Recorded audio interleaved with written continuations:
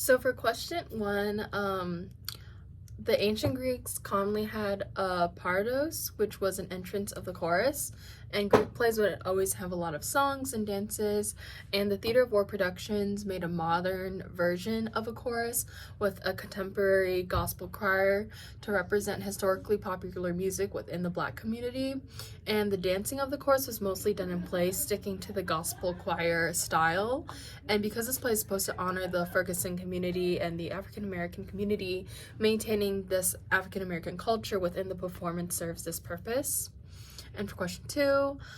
there is a direct confrontation between Antigone and Creon, and Antigone is not scared in front of authority, but rather she's angry and feels morally justified in her right to honor her love for her brother. And Antigone's anger and bravery against authority represents the Ferguson's community reaction towards the police after what happened to Michael Brown. And Antigone also fully accepts the consequence of breaking Creon's laws, and she is not afraid to create discourse and bring people together to support her ideology. So I think she really represents the African American community in Ferguson.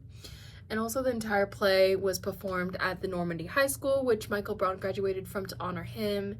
And the last song they sing in the play was also dedicated to the police force in Ferguson, and many people in the choir were also police officers. And so this was to signify the unity between the community and the police against racialized police brutality. And for question three, I was wondering why the actors were reading off of the script instead of speaking the lines from memory like most plays do. And just trying to find some information and analysis online, I think that the theater of war did this, so the focus of the play is communication, not necessarily like performing. I think the play's purpose was to spur communication, healthy conversation, which is also why I think they have the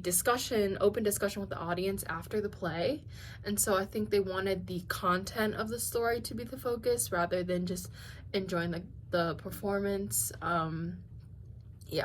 So for question four,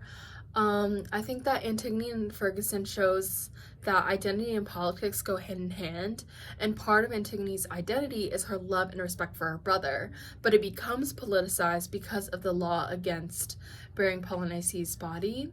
And it also teaches us that power must be used carefully, because once Creon abused his power, everyone around him ended up leaving, and in the end, nobody really won. And then for question five, so the chorus in Antigone and Ferguson, I think that the chorus, because it is a modern gospel choir, it's a way to connect the storyline, which is in ancient Greek, to the modern day, and it becomes a moral guide for the audience and the characters, and it really makes the audience reflect on what just happened, what the actions of the characters were, and also kind of connects back to how this show purpose is to spur conversation.